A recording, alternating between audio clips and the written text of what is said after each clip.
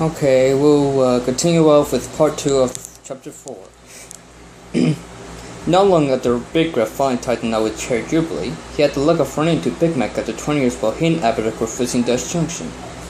Following through on his word, Big Red had decided to challenge Big Mac to an apple bucking competition. And Big Mac still with the mirror, yup. The contest was to be held at Sweet Apple Acres, and witnessing it would be the two Stallions' families. Shine Paladin, who wouldn't miss a chance at Big Red going against a stallion who could match him in a bucking contest, managed to find time from his schedule as a Prince of Equestria and come down to Ponyfield to serve as referee for the contest. Right now, the two lost stallions, Cheerly and Cherry Jubilee, were making their way to the area of the contest. How do you believe they're actually doing this? Cheerly gasped. Big Red mentioned challenging Big Mac 20 years ago, that he would remember after all this time. That's Big Red for you, Cherry chuckled. When he says his mind is something, he doesn't quit until he gets it.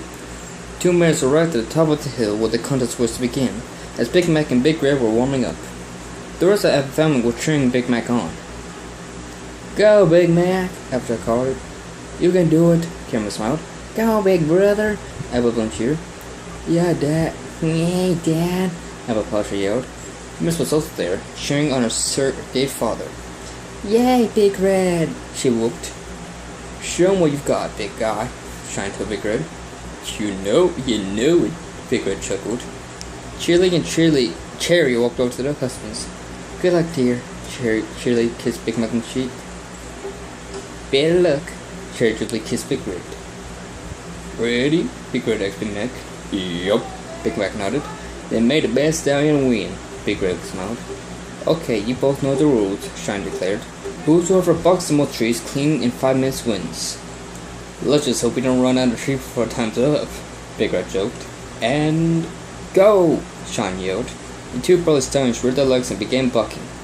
It was an exciting contest, to be sure, but results will have to wait until another day.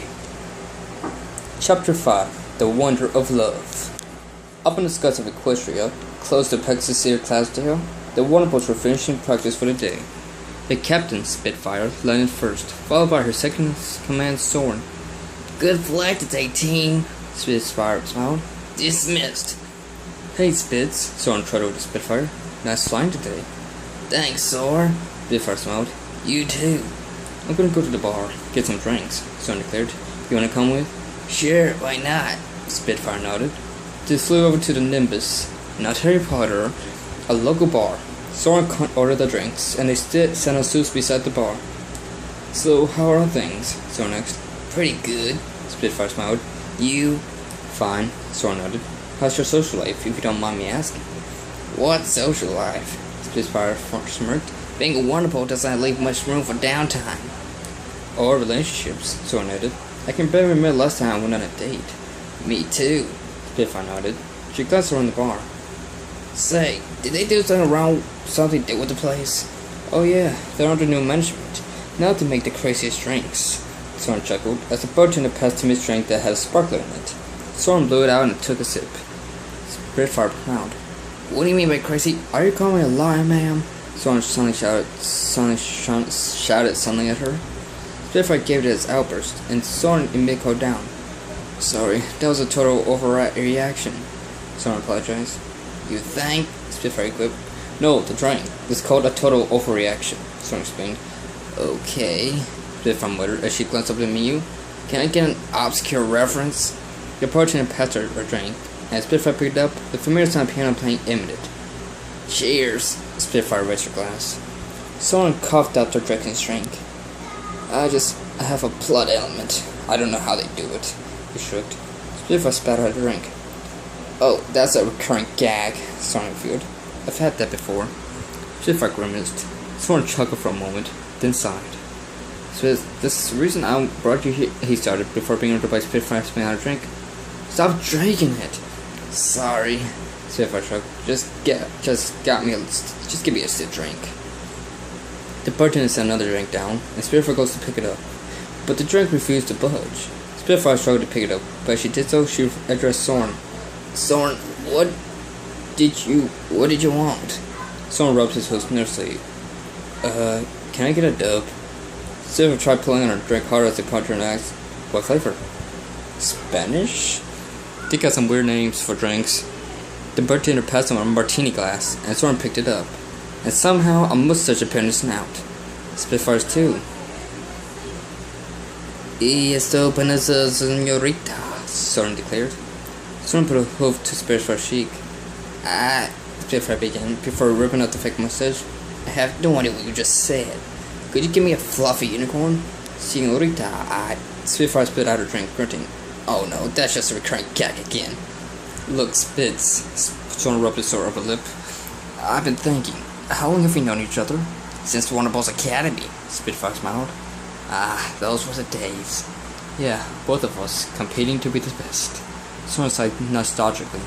We went up friends in the end, though. And friends ever since, Spitfire added, as she turned to bartender. Could you give me a perpetual motion plate instead? A song started playing in a jukebox. I'm going to skip the song. Well, it's playing. Yeah, that's what I want to talk to you about. Soren became serious. Lately, I've been thinking about us being more than friends. Soren Spitfire looked at Soren in shock. One perpetual motion! The bartender cried as he passed the drink to Spitfire, but it ended up sliding up the end of the bar. Okay. More? Spitfire gasped. You mean, Spitz, I'm gonna be frank, Soren declared. You're the most amazing mayor I've ever met. You're smart, you're funny, you're the best fighter I've ever seen, besides me, of course. To be honest, I think I've been in love with you for a while now. Oh, it's the Rocketeer song. Sorry, Spitfire stuttered. I don't know what to say. Say you go out with me, Soren declared. What? Spitfire spluttered. Just one date, that's all I ask, Soren blubbered. What do you say? Looks alright. I like my friends like I like my whiskey. Spitfire frowned. Let me guess. Soren pouted. Tall, dark, and handsome? Not trying to woo me, Spitfire refuted.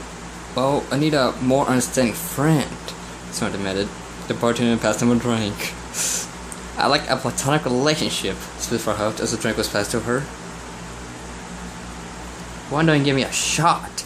Soren asked Spitfire as the partner before the shot glass. Can I get 5 minutes to think about it? Spitfire asked in inspiration. They got like drinks for about every word, as 5 more shot glasses were passed to her. Can I get a little consideration? Soren held up a hoof. The partner gave a big glass to Soren, bubbling into frown. A little consideration. The glass was immediately replaced with a small glass. I don't see us working out. How about get over it? Spitfire bearded as the partner put forth another drink. Well, I don't see a future without you, so yeah, we're out of those, I'm afraid. The partner declared. Soren sighed. Can I at least get a reluctant promise? Is that okay? The partner frowned. Fine, Soren's an exasperation. The bartender set down one last drink, only to notice the plethora of drinks he'd been dishing out to the pegs at duel, left untouched. Are you guys going to drink any of these? The bartender groaned. Spitfire let out a sigh. Soren, we're teammates, Spitfire declared. Colleagues, dating would complicate things. Come on, Spitz, Soren protested. I'm not asking for lots of commitment here. Just one little date. Please? Don't beg, Spitfire frowned. It's not like you're leaving me many options, Soren retorted. Would dating me really be so terrible? Maybe not, Spitfire admitted. Okay, one date. Just one. If it doesn't work for me, we go back to being friends. Deal? Deal, Soren smiled. You won't regret this, Spitz. How about one more drink for the road? Sure, Spitfire shrugged as Soren was about to order. A normal one. The partner gave the drink to Soren, who didn't pass the Spitfire. She took a sip. What is this? Soren gave a chuckle. A surprise package. Spitfire looked at Soren for a moment before shrugging.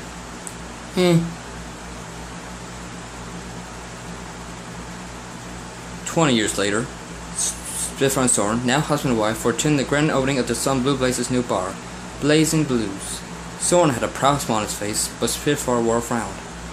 Come on, honey, Soren noticed. I thought you said you'd be supportive. I'm trying to be, Spitfire sighed. Hey, let's get some drinks in. Soren suggested. It'll be just like old times. Well, as long as I don't have another recurring gag, I'll be good, Spitfire joked. The two made their way to the bar, where their son was currently mixing a drink. Mom, Dad, so glad you can make it, Blue smiled. You kidding, son? You wouldn't miss this for the world, right, honey? Soren elbowed Spitfire. Yeah, sure. Spitfire forced a smile. Loves and enthusiasm, Mom. Blue Blaze smirked as he then poured the drink into a glass and passed it to the patron next to them. A familiar pork unicorn in a mafia-like suit. Here you go, sir. Thanks, kid. Finn smirked, taking a small sip. Say, you look familiar. Do you have a brother Roy Guard or something? Blue Blazes inquired. Yummy caboose? Yeah, we used to come here when it was the Rusty Horseshoe. Well, I hope the new match isn't too big a problem for you, Blue declared. I'll get used to it, Finn declared. Just keep singing those suds, kid. Will do, Blue nodded, before turning to his parents. So, what'll it be? Some no more drinks, please, Spitfire prompted. I'll have a silent cherry wine cocktail. Wait, grab a shot from me, champ, Soren requested. Blue produced the drinks, quick as a shot. There you go, on the house, he smiled. Now excuse me, there's something important I need to attend to. Blue stepped away, leaving his parents at the bar. The two took a sip from their drinks as Spitfire looked around, taking note of all the points to join themselves. Well, if Blue had to be something other than being wonderful, it may as well be a professional makes ponies happy, she admitted. That's the spirit, Soren grinned. It's these kind of plays that bring points closer together. In more ways than one, Spitfire sparked as she pointed. Look.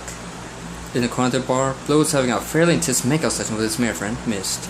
The two had been going out for a couple months since the whole blow drying debacle, and judging by the fervor with which the two were expressing their love, it had gotten pretty strong. Heh, should have known, Soren chuckled. Like father, like son. Yeah, Spitfire smirked. Save stuff for the wedding, you two. Mom, Blue groaned, while Mist giggled. At that point, the jukebox switched into a new, very familiar song. Remember this? Spitfire smiled. It's the song that was playing when I agreed to go on our first date together. How could I forget? Soren grinned. Would have guessed how that would have turned out. That day went down so well, you would have met pregnant with Blue, and we were married not long after.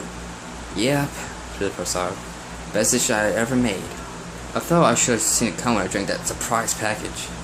Ah, come here, you, Soren perked, pulling his wife in for a kiss. To be continued.